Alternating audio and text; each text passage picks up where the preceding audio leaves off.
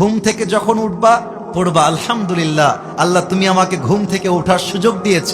যখন ওয়াশরুমে ব্রাশ করতে যাবা আল্লাহকে বলবা আল্লাহ শুকরিয়া, আলহামদুলিল্লাহ তুমি আমার হাতটাকে প্যারালাইজড করে দাও নাই, আমার হাতটা ঠিক আছে, আমি মুভ করতে পারছি, আল্লাহ তোমার শুকরিয়া আলহামদুলিল্লাহ। যখন তুমি অজু করে মসজিদে আসবা আল্লাহকে বলবা আল্লাহ আল্লাহ তোমার শুকরিয়া, আল্লাহ আমার তো কোনো যোগ্যতা নাই তোমার ঘরে আসার জন্য, তুমি তৌফিক দিয়েছো বিধায় আমি আসতে পেরেছি, আল্লাহ তোমার শুকরিয়া আলহামদুলিল্লাহ।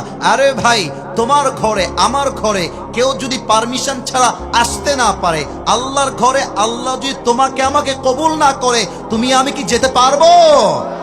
আল্লাহ যে কবুল করেছেন তাতেও আলহামদুলিল্লাহ। আল্লাহ তুমি সিঙ্গেল রেখেছো আলহামদুলিল্লাহ। আল্লাহ তুমি বউ দিবা আলহামদুলিল্লাহ। আল্লাহ আমাকে চিট করা হয়েছে আলহামদুলিল্লাহ। আল্লাহ আমি মা পেয়েছি আলহামদুলিল্লাহ, বাবা পেয়েছি আলহামদুলিল্লাহ, আমার চোখ আছে আলহামদুলিল্লাহ, পা আছে আলহামদুলিল্লাহ, হাঁটতে পারি আলহামদুলিল্লাহ। লা ইন শাকারতুম লাযিদান্নাকুম ওয়া লা ইন কাফারতুম ইন্না আযাবি লাশাদীদ। If you are grateful, I will increase your ni'ama. Whatever you have, I will make it more better. আল্লাহ বলছেন বান্দা তুই যা শুকরগুজার হয়ে যা। আজ যদি হয় 10%, আগামীকাল আমি আল্লাহ করে দেব 20%। সুবহানাল্লাহ পড়বেন না? তাহলে এবার দেখা যাক আপনারা ওয়াজটা কতটুকু বুঝেছেন ফার্স্ট মেসেজ থেকে। সুখে দুঃখে শুকরগুজার হয়ে একটা বাক্য every time you have to repeat again and again। একটা বাক্য আমরা অলওয়েজ পড়বো, বাক্যটার নাম, আমার কানে একটু প্রবলেম আছে মনে হয়, আমার আওয়াজটা জোরে জোরে আসে না। একবার পড়েন না সবাই, কি পড়তে হবে? পড়েন পড়েন পড়েন পড়েন, আর একবার পড়েন। একবার সুবহানাল্লাহ পড়বেন, আলহামদুলিল্লাহ পড়বেন, জমিন থেকে নিয়ে আকাশ পর্যন্ত জান্নাতে একটা গাছ আল্লাহ আপনার জন্য তৈরি করে রেখে দিবেন।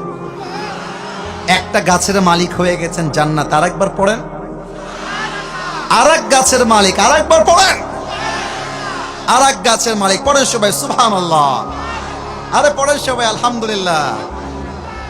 এবার আমার আব্বা জানদের পায়ে হাত রাখতে চাই, আর আমার মা বোনদের সামনে, বিশেষ করে মায়েদের সামনে হাতটা জোর করতে চাই। বিশ্বাস করেন আমি কথাগুলো যখন বলি আপনারা অনেক উঁচু গলায় ঠিক বলেন, এটা আমার ভালো লাগে। তবে একটা বিষয় খুব খারাপ লাগে যে ওয়াজের মাঠে যেইভাবে ঠিক বলা হয় বাস্তবিক জীবনে তার উল্টা হয়। মানুষ শুনতে চায়, মানতে চায় না। আব্বাকে বলবো আব্বা জান আপনি আজকে আসিফ হুজুরের কথা যা শুনলে হবে না, আপনাকে মানতে হবে। দেখেন আমি আসিফ হুজুর কি বলছি আপনাকে। আব্বা জান, আম্মা জান আপনি 5 ওয়াক্ত নামাজি, আপনার মাশাআল্লাহ আব্বা জান আপনার দাঁড়িয়ে আছে, আপনি তাহাজ্জুদ গুজার, আম্মা জান আপনি পর্দা করেন, আপনি মাশাআল্লাহ জিকির করেন, তাসবিহ পাঠ করেন। কিন্তু আব্বাজান আপনার বোঝা উচিত নিজে জিকির করে নিজে নামাজ পড়েই জান্নাত পাওয়া যায় না। কু আনফুসাকুম ওয়া আহলিকুম নারা, protect yourself first then your family. নিজে বাঁচো, পরিবারকেও বাঁচাও। আপনি আব্বাজান 5 ওয়াক্ত নামাজ মসজিদে গিয়ে পড়েন, আপনার ছেলেটা বিয়ে না হওয়ার জন্য জেনা করছে, সুদ খাচ্ছে, আপনার ছেলে পার্কে গিয়ে প্রেম করছে, মেসেঞ্জারে প্রেম করছে, টিকটকে প্রেম করছে, আপনার ছেলেকে সঠিক বয়সে বিয়ে না দেওয়ার জন্য কিয়ামতের দিন প্রত্যেকটা দায়ভার আপনার মাথায় বহন করতে হবে।